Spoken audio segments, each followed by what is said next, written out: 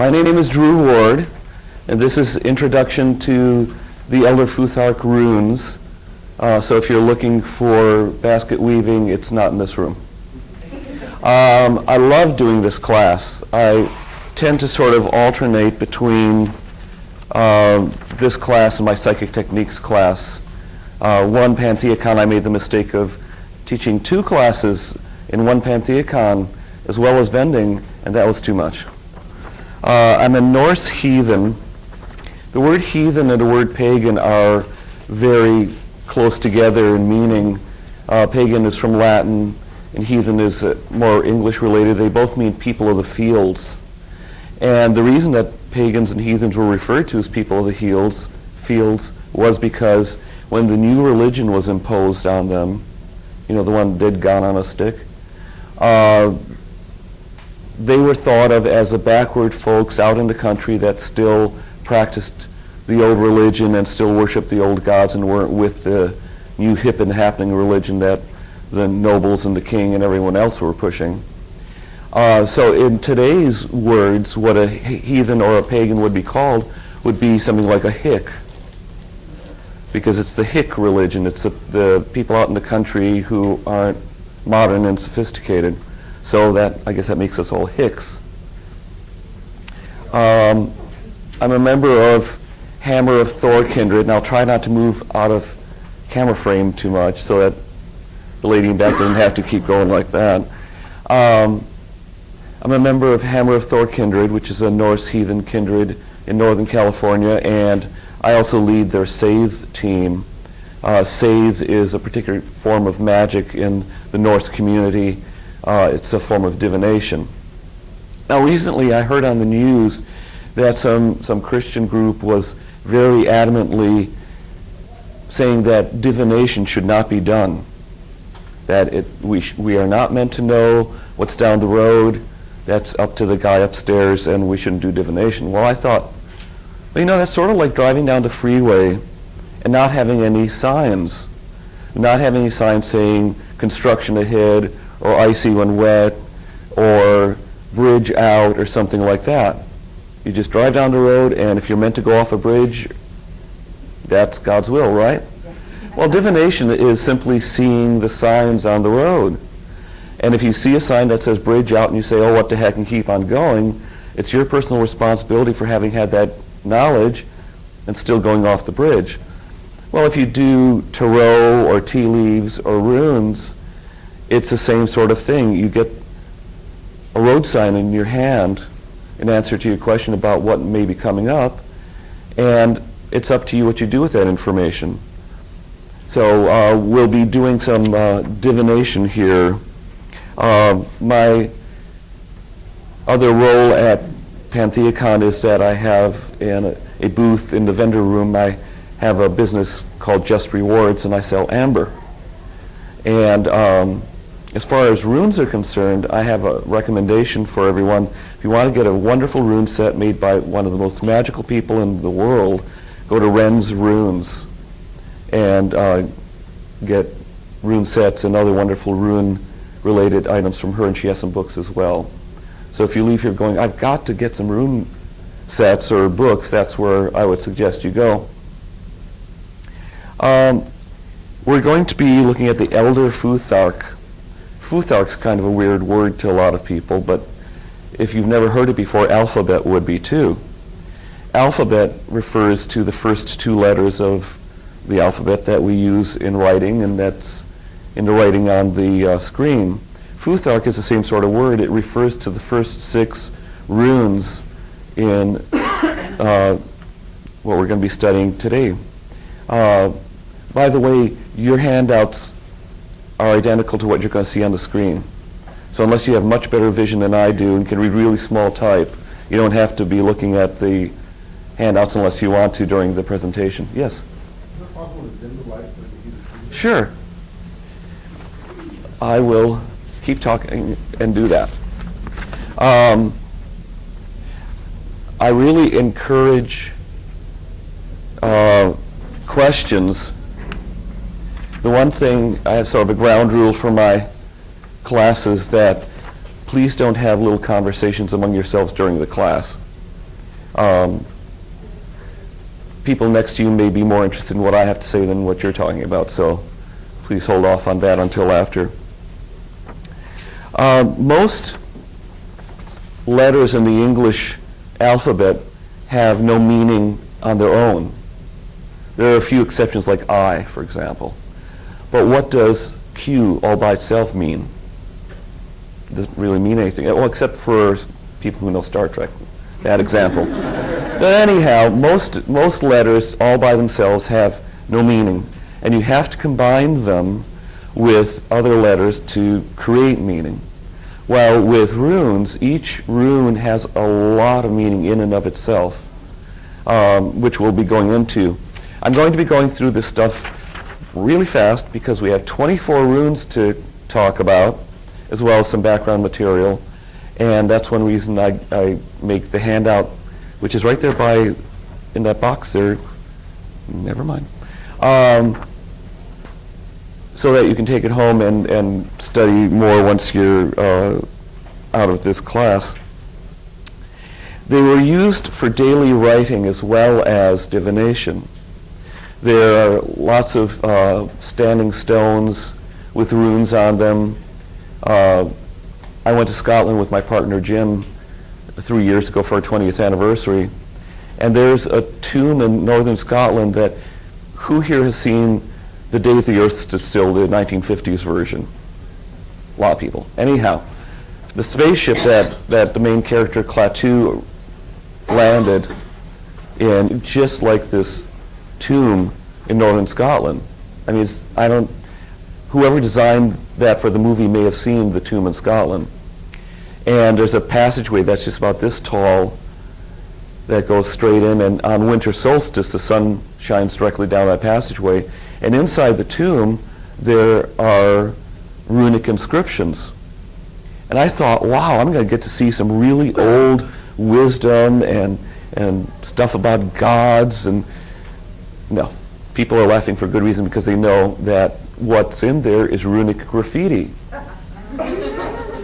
Because, you know, the Vikings, when the weather was bad in winter in Scotland, would find places like those tombs to hide out in during a blizzard. And while they're hanging out in there, they would carve runes. And they'd say, like, Sven, carve these up high, or Helga has nice hair. And there are other places where there are standing stones and monuments with runic inscriptions saying, I can't wait to get home, you know, the weather here is awful, you know, things like that. But there are some stones with runic inscriptions that are monuments to people. And something that was discovered more recently was in a midden heap. Who knows what a midden heap is? Wow. A midden heap, for people who don't know, is a garbage heap. And archaeologists love garbage heaps because there's all sorts of information about the culture that was there that created the garbage for them to study. And what they found were strips of wood with rows of runes on them. You know, prayers and incantations, right? Yeah. Shopping lists, notes to Olaf to get his backside back from the tavern, things like that. So it was used in everyday use as well. And the Vikings loved to name their tools, like you might name, you know, a knife, Scratch, or something like that. I have a big, heavy black oak walking stick that I named Thud. And people would use runes to inscribe the name of the object on the tool. So in addition to divination, they were used in everyday life. And because they were used in everyday life and were directly connected to the language of the people, that's go to the third slide. They evolved over time, and there's a number of futharks, or sets of runes. The Elder Futhark is the one that's most often used in divination. There's also the younger Futhark, Anglo-Saxon Futhark, Armanon. So they evolved as language evolved as well. Some history. They were brought to humanity by Odin. Now, Odin spent 9 days and nights bound in a tree as a rite of passage, at the end of which he looked down into a well and saw the runes and absorbed their wisdom and had the realization of all their meaning in a great shout and shared them with humanity. The word rune means secret because as a relation to the power and importance of runes in communicating important things. The Vikings, including our gods, believed in barter. So Odin had this wonderful knowledge of runes, and the goddess Freya had her knowledge of scythe, of magic. And they did this trade where he shared the knowledge of runes with her and she shared the knowledge of scythe with him. You may notice, once we get to the runes, next slide. One more. There we go. That's better to look at. You may notice that all of the runes are made up of straight lines. There's no specific curved lines to have to copy. And it's a very practical thing. The Vikings were very practical. And it's simply a matter that straight lines like that are easier to carve, and you can focus more on their meaning than on the style. There are associations with deities with some of the runes. We'll get to each individual rune as we go along. Odin, his rune is Ansuj, and it's a rune of inspiration, but it's a type of inspiration that you acquire from someone else, where they suggest something to you like, why don't you try this, or have you thought of that? And you go, yeah, that'll work. So it's that type of inspiration. Thor's rune is Thurisaj, and is thought to symbolize his hammer, Mjolnir. Tyr's rune, which you'll see, is Tiwaz. Tiwaz is a symbol of justice, and I'll go into that in more detail when we get to it. And Freyr, my patron, his rune is Ingvaj, which contains one of his names, or kennings. Kennings are sort of nicknames or bynames or other names that someone is known by. And one of the interesting things that I found in Scotland was that this really old word is in common use. Because my lovely assistant here with the computer is named Eric. So they might say, do you ken Eric? They don't just mean, can you associate the name with the individual that it's tied to? Do you know Eric? Do you know that he's helping me with the technical stuff because he's good at that? Or do you know other things about him? You know him as a person, as an individual, and that's to ken him. There's this gentleman named Blum who invented Futhark and wrote a book and rearranged the runes and came up with the blank rune.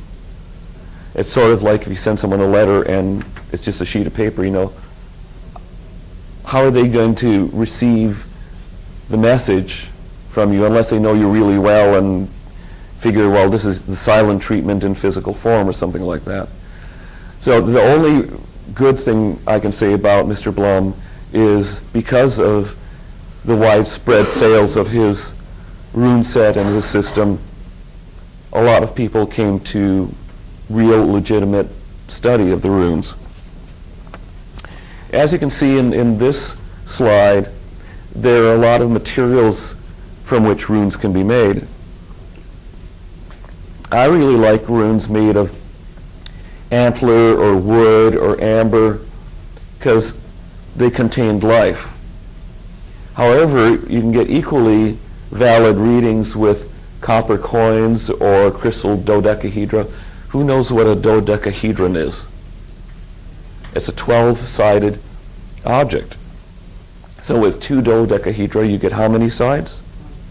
24, which is the number of the runes. So there's also you can have runes on glass or clay. Those are all equally valid. And in fact, if you come to an event like this and you're presenting a class that's really important for you to go well and to impart some good information to people, it's a custom for some people to forget something important at home. So here I am teaching a rune class, and at the end of the rune class I offer single rune readings. Who can guess what I left at home? So what you can do if you find yourself in a similarly awkward situation, except without an audience to share it with, is you can make a set of runes with 24 slips of paper that you borrowed from the hotel and inscribed runes on. And those will give you a no less valid reading than any of the others.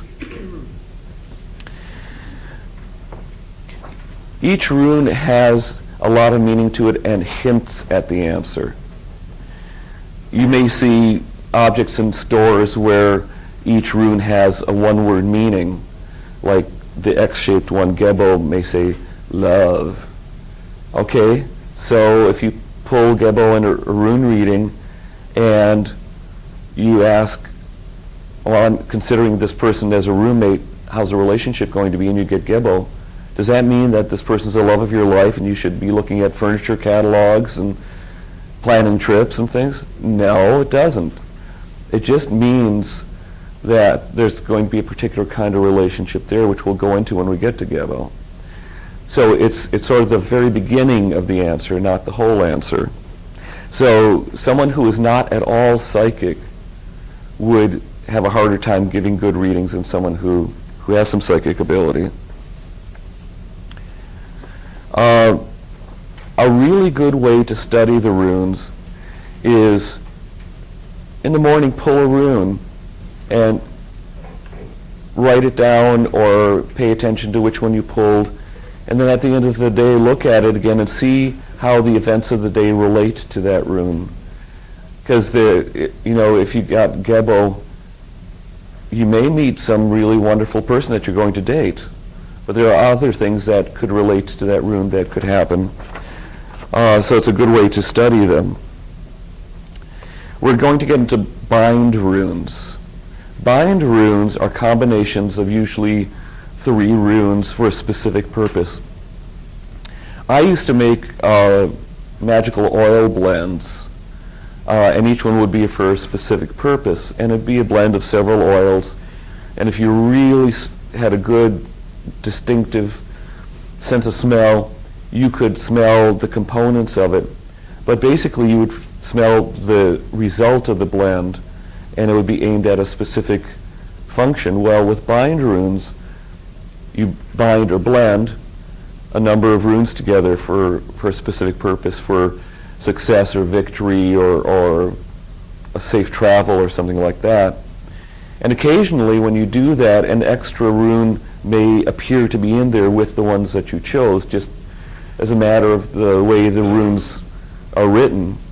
If that happens, that does not affect what the bind rune does. It's your magical intent that matters. I know all this, I just want to make sure I don't leave anything out. For books on runes, people like Edred Thorson, Freya Oswent, this is all in your handout, Nigel Pennick, Feldorf, Gunderson are good, and I suggest buying books from local sources like Fields Bookstore in San Francisco is wonderful, and I believe they have a website, Ren, Ren's Runes has books. There are lots of really good books out now. So we're going to go through the slides really fast so I have time to do readings at the end. And I'm so grateful that everything's working this time, because last time I did this class, I had technical difficulties and ended up conducting the whole class like this and talking about the runes that way. Yes, I was into Boy Scouts, so I was prepared having that with me. So let's go to the next slide. All right, Fehu. Fehu traditionally represents a herd of cattle. Wealth in the form of a herd of cattle. And in Viking times and in a lot of societies, if you had lots of cattle, you were wealthy. Well, I think that a big golden field of wheat like this, and you notice that Fehu is shaped a little bit like a wheat sheaf, is a good symbol for Fehu as well, because it represents wealth composed of a large number of individual objects. So lots of stalks of wheat, lots of wealth, just as lots of cattle in a herd, lot of wealth. So Fehu is the one word interpretation would be abundance or prosperity. But the important thing to keep in mind is a large number of something that you have. And in an agrarian society, if you looked out off your back porch of your house in Sweden or wherever, and this was your wheat field, you think, wow, I'm going to have a great year. I'm going to have lots of money. I'm going to sit around in winter and just drink mead and have a good time and have lots of gold in my pouch. So next slide. The next one is urus. Not all of the runes are pictograms. Not all of them are a picture of their meaning. But a lot of them you can associate with their meaning well. And when I looked at urus, I thought, what does that remind me of? So I was in Golden Gate Park, and they have buffalo there, and I noticed the shoulder of the buffalo is much higher than the hip. And it looks a lot like the profile of a bison or a buffalo. And what urus represented as an object was an aurochs, which is a huge European bison. Now, there are a lot of characteristics of aurochs or bisons. The main thing in the meaning of this rune is strength. As strength in two ways. Strength to be able to push through any sort of obstacle. So if you have something in your way and you're wondering, are you going to succeed, and you get urus, that's telling you have the strength to push through. It's also the strength to hold your ground. An animal like this, if it doesn't feel like going anywhere, it's going to take a lot of persuasion to get it to move. So strength in both of those senses. Next slide. All right, here we go with Thor. One reason I like this image of Thor, besides being a good representation of his character, is he doesn't have one of those horny helmets. The Vikings did not wear horny helmets. So at some point when they wrote operas that had Vikings in them or drew paintings with Vikings in them, they thought they'd look fiercer with a horny helmet. Well, not historically accurate. So Thursite represents Thor's hammer. There's the rune right there. And here's the particular hammer of Thor kindred that I belong to.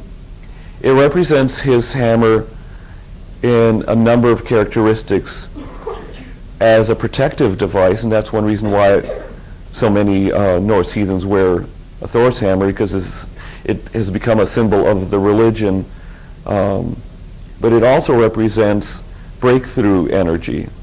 The kind, you get home after a night out carousing, drinking lots of mead, and the door's locked, and nobody's home, and you're not going to sleep on your doorstep. So what do? You break the door down and find your bed and collapse on it, right? Well, it's that kind of, I need to accomplish something, I'm going to break through. Or if you're having a lot of anxiety about something, you're going to break through your fear and accomplish what you need to. So it's both the protection and the breakthrough. Next slide. Ansuj that we mentioned, Odin's rune. This is a really good representation of showing a teacher and a student, because Odin acts as a celestial teacher a lot. His methodology is usually a little less gentle than this. It's like if you're standing on a cliff and you ask him, I wonder if I could fly, he's likely to answer your question by giving you a shove. And you find out whether you can fly or not. But it's also the type of inspiration that you get with Ansuj is the type you would get from a teacher, someone who is valuable information to impart to you, to guide you toward accomplishing what you want to, making suggestions or pointing you in the right direction. So it's that type of inspiration. Next slide. Arizo. And there's the rune right there. Can I do rabbits and stuff? You may notice I chose this picture specifically for that reason that it looks like a buggy whip. What it's actually supposed to represent is a horse and cart. But a buggy whip is an easier way to remember that. And it represents a journey, and usually a right journey of going the right way and finding your way to where you need to be. It most often represents a physical or spiritual change of locale, starting out one place and going to another, and it's very commonly used in bind runes for safe travel. Next slide, there we go. Okay. Kenash, which sort of looks like a less than sign. It's also the rune of inspiration, but it's a different kind. It's the aha kind of inspiration, where you're trying to figure something out and the light bulb goes on over your head and you realize what you need to do. The more traditional image with that would be a blacksmith who has hot iron and is looking at it glowing and trying to figure out, should he make a sword or a sax? A sax is a one-sided sharp knife, anyhow. So there's the blacksmith, and he's trying to figure out what to do with it, and he has this aha moment, just as a sculptor might. You know, sculptors often will look at whatever material they're sculpting, whether it's amber or marble or wood or whatever, and just suddenly have an inspiration from looking at it of what the finished product should look like. So it's that kind of inspiration of an aha moment. Next slide. Now here's Gebo. Remember Gebo? X-shaped live. The meaning of it is gift. Most of the runes have a one-word translation, and Gebo means gift. What it more precisely means is a balanced exchange. Because in Viking society, you exchanged gifts, and you also could give gifts of service.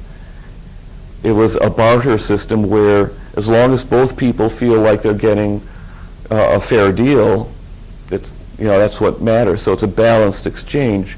So the way it relates to being a lev rune is, that's the ideal form of a relationship where both people feel that they're giving and receiving equally, and they're both equally happy, and neither's feeling taken advantage of or carrying more weight. So it's a balanced exchange. Next. Wunyo. Okay. A good way to relate to this rune is with that checkered flag.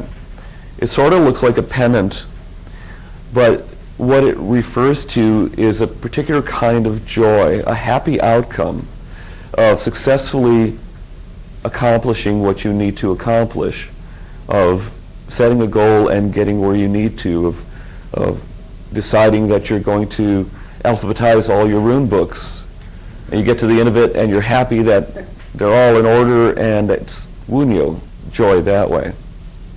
So it's particularly the joy of accomplishment. Next slide. Okay, remember that wheat field that we had toward the beginning with Fehu? Golden wheat, prosperity, nice winter, everything's fine. Well, imagine a hailstorm came along and now your farm looks like this. Besides saying, oh shit, and all sort of impolite things, how do you look at that kind of situation? Your wheat fields are covered with ice. And one of two things can happen. The sun can come out and melt all the ice, and the wheat is actually strengthened, and you have an even better harvest. Or the hail sits there on the ground, and your wheat rots, and that's it. It's the hailstone in terms of unexpected obstacles and problems popping up, where you just have to stop and go, darn, like I did when I left my runes at home. That's hagalaz. But then it gives you the opportunity to decide what to do. It's sort of like a pause button on your life, where you can either decide to press on through and deal with whatever the obstacle was, or you can go, well, maybe this isn't the right thing for me to do. It's the rune that gives you the opportunity to think that way. And if you get hagalaz at the beginning of the day in your daily rune study, it doesn't necessarily mean that whatever you're going to be doing that day is going to be just ruined. It just means something unexpected is going to come up, that some challenge for you to deal with. If you're going out on a job interview and you get hagalaz, it doesn't mean you're not going to get the job. It more likely means you're going to be given some challenging questions that you should be prepared for. It's more of a be prepared rune than anything else. Next slide.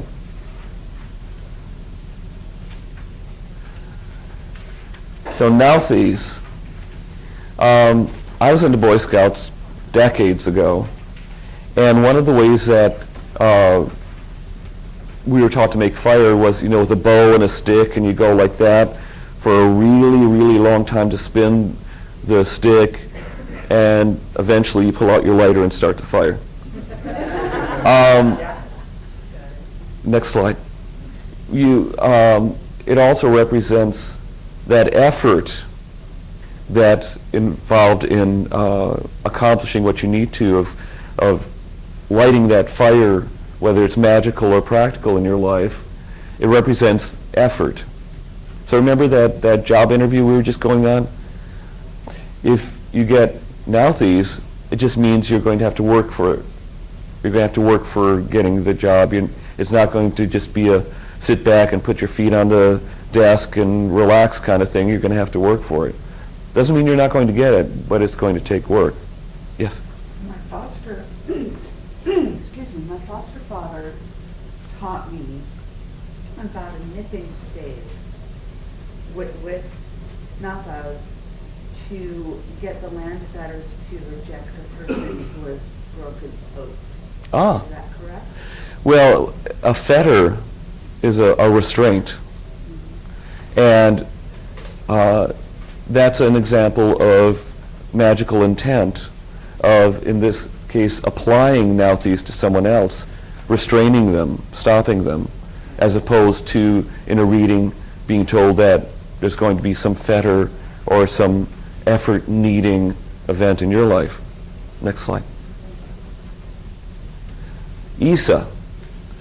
It represents ice, the static, non-changing form of water. And again, there's more than one way to look at getting this in a rune reading. Like, if you have a rune reading about a situation that you really like, it's really working, you've got this great job, great boss, good pay, benefits, you actually look forward to going to work, and you ask, well, what's in the future for my job? And you get Isa. What that can mean is it's going to keep on being the way it is. It's not going to change. It's solid and stable, and you're going to continue to enjoy this great job. If, on the other hand, you really think your job's awful, it's not going to get better. So it's a lack of change, which can be positive or negative depending on the reading. Next slide. Yera, which you can see in here, which is sort of like two scythes for harvest. The translation is year, but very often if you buy a pendant with Yera on it, it'll say harvest. And it refers to the repeating cycles of planting and growth and harvest and rest and planting and harvest, and it refers to cycles. And in a reading, it often will mean all in good time, or not now, but wait a little bit. It refers to, the movement of cycles that way. Next. Now, Iwaz It represents Yggdrasil, which is the world tree. This, cosmically huge tree.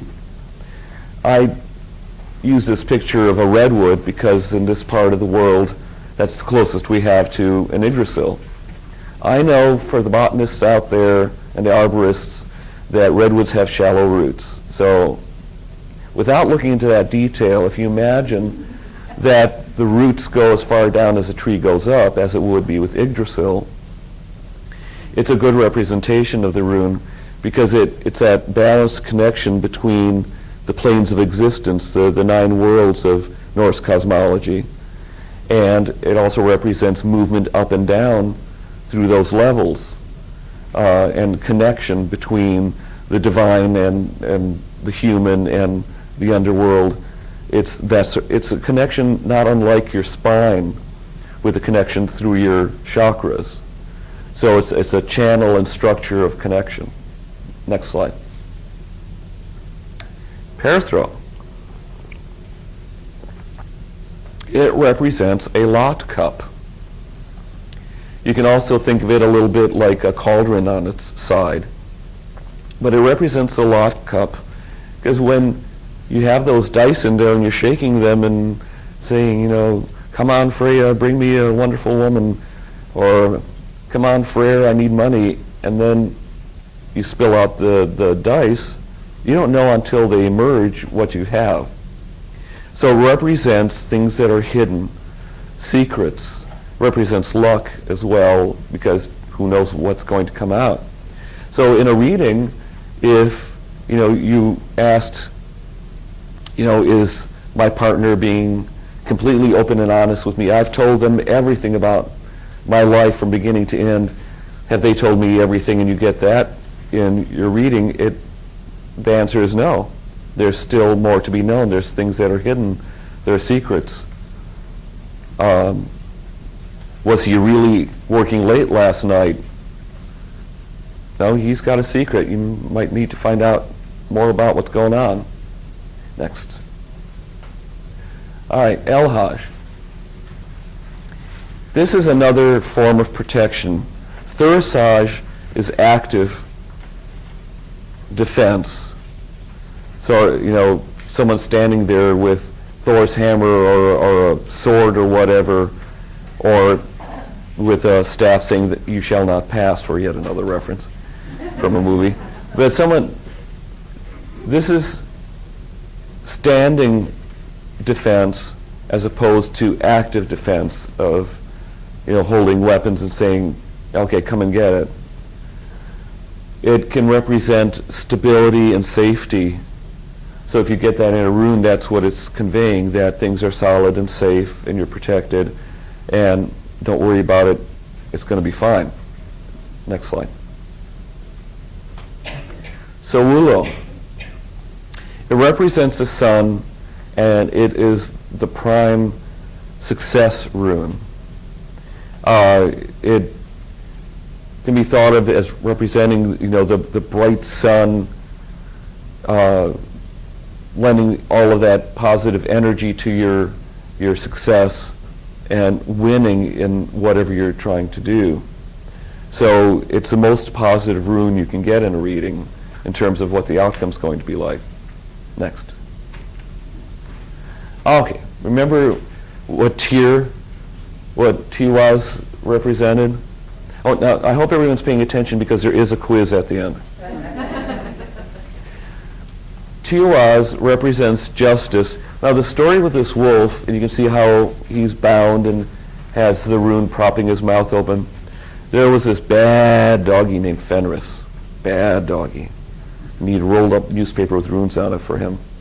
And he represented forces of chaos, of disruption, of, causing all sorts of discord and plans going awry. And one of the games that the gods played, and lots of games were played by the gods, was finding ways to tie up Fenris so he wouldn't cause trouble. And nothing would hold him. The strongest chains they could make wouldn't hold him. Strongest rope, nothing's able to hold him until someone came up with this magical combination of, the sound of kitten's paws and the saliva of a hummingbird. I don't remember all of the elements, but all these magical elements, cobwebs and things that you would never think would hold anything. And so they say, okay, Fenris, let's try this. And Fenris liked this game because he kept breaking out of everything, and he was a little suspicious this time. He said, well, okay, one more time, except that guy over there, Tyr, has to put his hand in my mouth, and if I can't get loose, I take his hand. And Tyr knew this was going to work, and he put his hand in Fenris's mouth. The fetters held, and Tyr lost his hand. But he put the tip of a spear in Fenris' mouth so that not only was he bound, but he was silenced that way. So often when you see a statue of Tyr, you see the statue with just one hand. Now it's not only sacrifice, but it's the bringing of right order to a situation, and therefore justice. So if you wanted to use Tiwaz in a bind rune to bring justice, it'll bring justice, but it doesn't mean you win inevitably. If you're in a legal situation and you're going to court, it doesn't mean that you'll win. You'll win if you're on the right side, if the just outcome is for you to win. But if you're the one that's trying to pull something on the other person, this is going to help the other person because it's going to bring a just outcome. Next slide. Berkana, it's another rune that's really wonderful to get in a reading. It represents birch trees, and at some point if you want to at home look at your handouts, you can just see here the outlines of a Berkana rune in the branches. Either that or I'm hallucinating, and I hate when that happens unintentionally. In any case, it's the rune of renewal, of a good new beginning, of a good start to whatever the reading's about. Because the birch trees were the first ones to bud and leaf in Scandinavia and signal the end of the winter. And signal, okay, now we can start seeing what we're going to plant and get on with things after a long winter. So it's a symbol of a good new beginning. Next slide. Elwaz. Now that reminds me of Wisconsin where I grew up. I mean, winter here is not quite like that. But it represents a partnership of two working together to accomplish a goal. If you're riding a horse, it's carrying you, but you have to take care of it as well. You need to make sure it gets rest, that it gets water, that it gets fed. It can protect you by kicking animals. You can protect it. It's a partnership of two working together. And it's also a good rune for a relationship. Now, if you combined in a bind rune Elwaz and Gebo, where you have the balanced exchange and a partnership, that strengthens the concept of, a relationship that really works well. Next slide. Manas. This also represents working together, except that it represents a group working together rather than a partnership of two. It's a team effort. It's a community doing a barn raising. If little 4-year-old Sven ran off into the woods, it's the village getting together to go find him. It's people working together to accomplish a goal and support each other, and it's a community effort or a team effort. Next slide. Lagus. Lagus is a rune of flow, and there are a lot of ways of looking at flow. You can think of a lake with currents in it, or a river and movement in the water that way.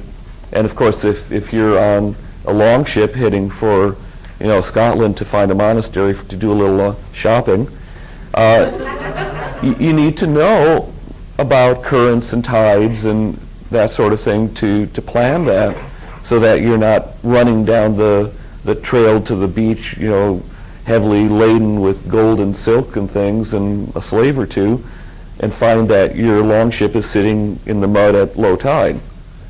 So it's the rune of flow, but it's also thought of the flow in terms of dreams, in terms of creativity, in terms of health. It can be used in a bind rune if there's a blockage in a person to help things flow the way they should. Next slide. There he is. Ingvaj is the rune of Freyr. Now, in the deities, we have fraternal twins. Freya and Freyr are twins, and he is the god of the life force in nature, of growing things, of prosperity. If you want a prosperous outcome, he's the one to call on.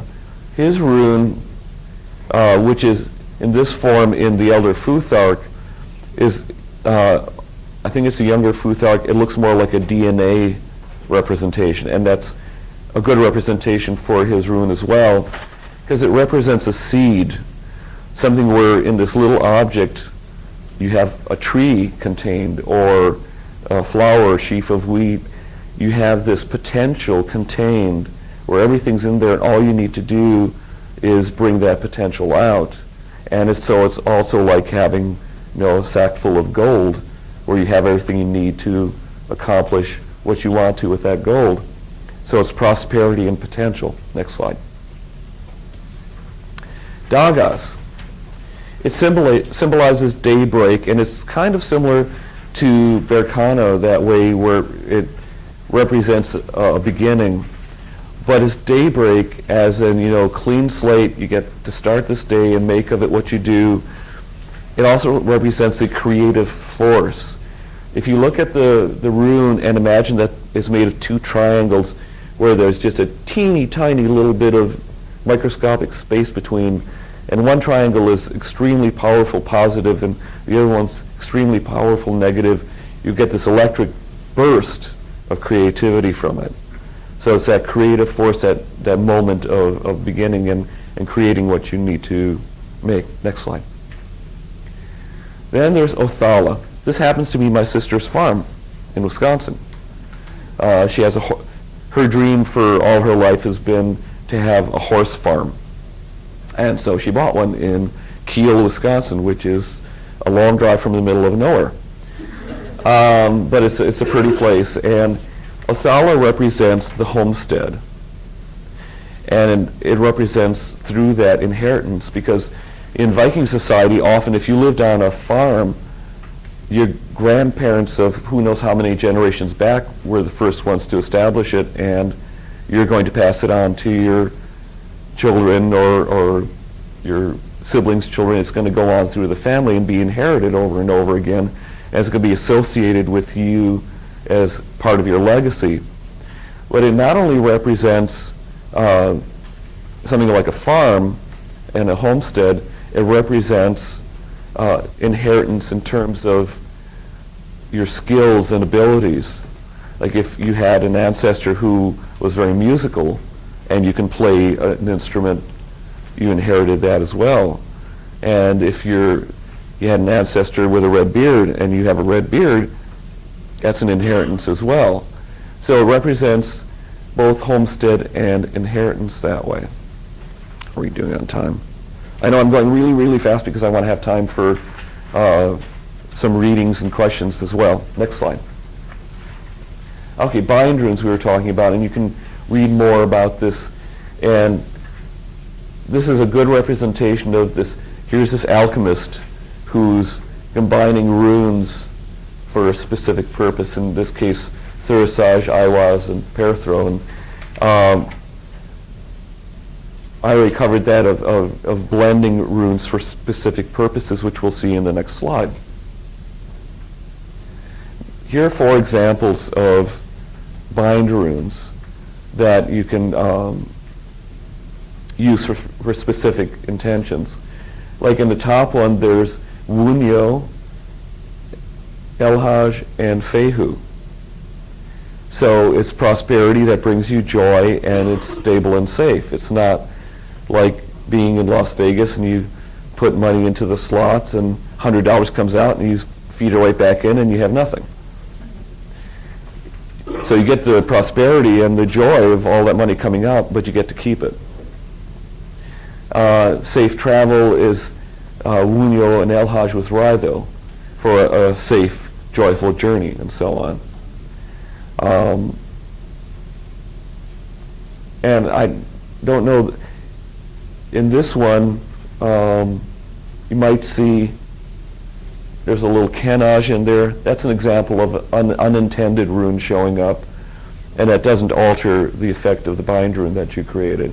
It's all about the magical intention on your pot. Next slide.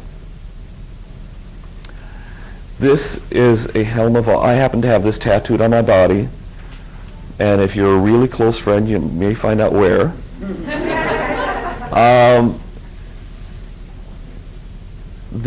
Each arm of the helm of awe, the central device there, is a bind rune of that prosperity rune, invoking stability and safety and joy and abundance. Quick story about the animals there, the white stag and the black boar, is I had, when I was working with Freyr, one of his symbols is a boar, and it has golden bristles, that's named Gullinbursti, which means golden bristles. But I have a black boar on there because I had a vision of the boar running through fog silhouetted, so it was black on white. The white stag, there was a point at which where I wanted to check with Freyr, like, you know, I kind of feel like you're calling me and you want me to work with you, and am I hearing right? And I went out to Point Reyes, which is on the ocean, and there's a big meadow there out in the woods, and I sat down with my back against a tree, and I looked across the meadow, and I, called out to Freyr in my head, saying, okay, am I supposed to work with you? And almost immediately across the meadow, this big white stag came out of the woods, just came out of the tree line, and made this sound that stags do, and sort of bowed its head and went back into the woods. So I thought,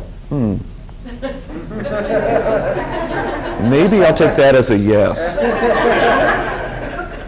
And the stag is a major symbol of Freyr, because, long story I'm not going to go into, but he had this really cool sword that could fight on its own, and he was hot for this really sexy goddess, and he ended up giving away his sword.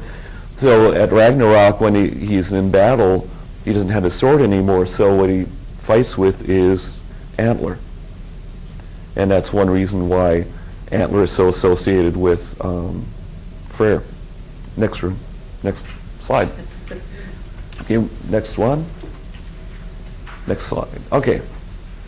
So this chart is in your handout, and I also have bookmarks at my table that you're welcome to come and grab that have that on there, so that you can utilize runes in writing.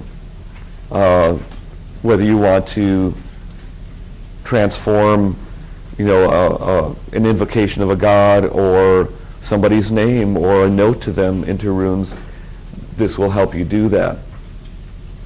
And what this says here, honor the gods and the folk in all you do. So you can use runes to write that way. And it's also a good way to really familiarize yourself with them. I think that's the last slide. Let's see. Yes, okay. So you can turn that off.